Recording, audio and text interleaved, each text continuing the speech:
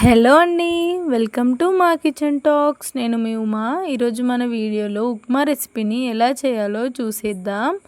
First ప్రాసెస్లోకి వెళ్తే ఒక ప్యాన్ తీసుకొని అందులో 1 టేబుల్ స్పూన్ వరకు ఆయిల్ వేసుకోవాలి.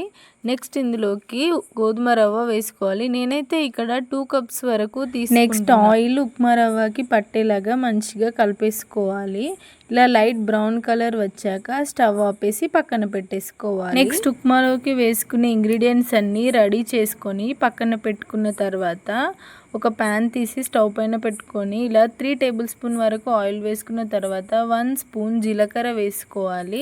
అది కాస్త వేగాక ఇందులోనే ఒక చిన్న కప్పు వరకు పల్లీలను వేసుకొని మంచిగా ఫ్రై చేసుకోవాలి. నెక్స్ట్ ఇందులోకి కాస్త శనగపప్పు, మినపప్పును కూడా వేసుకొని మంచిగా ఫ్రై చేసుకోవాలి. మీడియం ఫ్లేమ్లో మంచిగా ఫ్రై అయిన తర్వాత ఇందులోకి ఒక 10 to 12 పచ్చిమిర్చిని కట్ చేసి వేసుకోవాలి. వీటిని కూడా మంచిగా మీడియం ఫ్లేమ్లో ఫ్రై చేసుకోవాలి. నెక్స్ట్ ఇందులోకి చిన్నగా కట్ చేసి పెట్టుకున్న క్యారెట్ పీసెస్ని అండ్ చిన్నగా కట్ చేసి పెట్టుకున్న ఆనియన్స్ని కూడా వేసుకొని ఒకసారి అన్నీ కలిసేలాగా బాగా కలుపుకున్న తర్వాత ఇందులోకి ఒక చిన్న కప్పు వరకు కరివేపాకును కూడా యాడ్ చేసుకొని ఇవన్నీ కాస్త ఫ్రై అవ్వనివ్వాలి. నెక్స్ట్ ఇందులోకి 1 టేబుల్ స్పూన్ వరకు అల్లం వెల్లుల్లి పేస్ట్ వేసుకొని పచ్చివాసన పోయే వరకు వేయించుకోవాలి. నెక్స్ట్ ఇందులోకి 2 స్పూన్స్ వరకు సాల్ట్ను వేసుకున్న తర్వాత మూత పెట్టి కాసేపు మగ్గనివ్వాలి.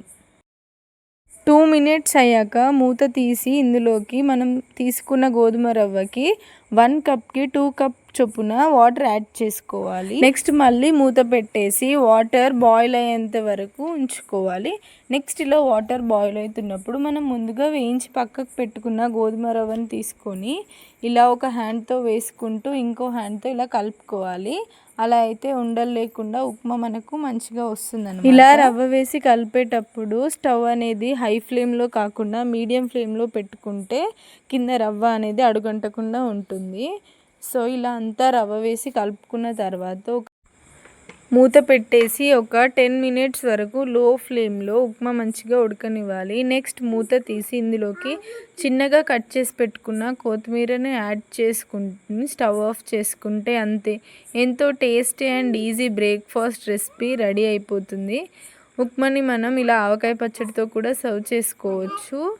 సో అంతే అండి. మన వీడియో నచ్చితే లైక్ చేసి మన ఛానల్ని సబ్స్క్రైబ్ చేసుకోండి.